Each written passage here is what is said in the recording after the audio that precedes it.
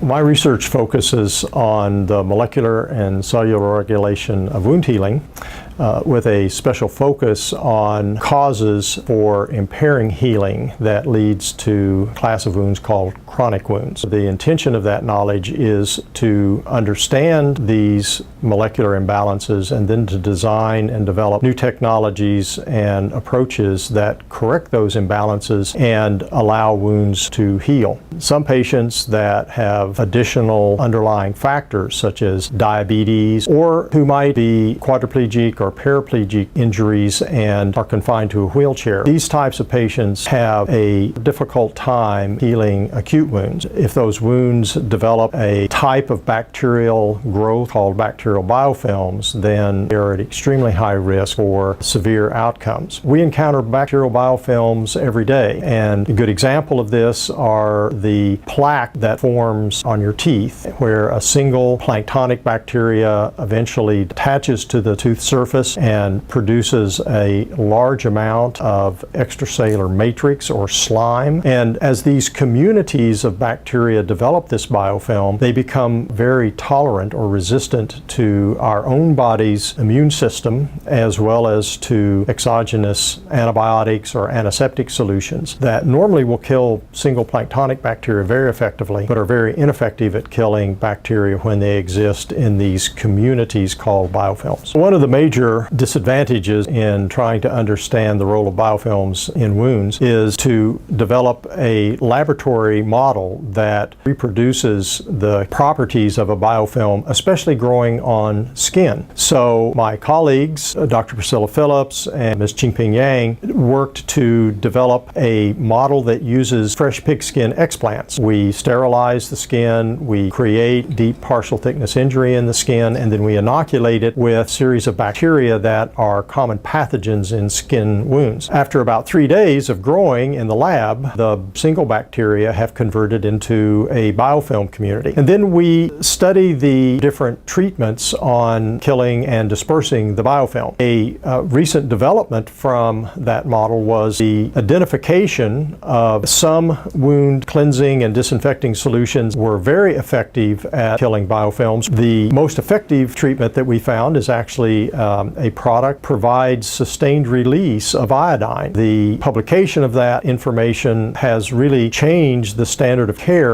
around the world for treatment of chronic wounds with biofilms.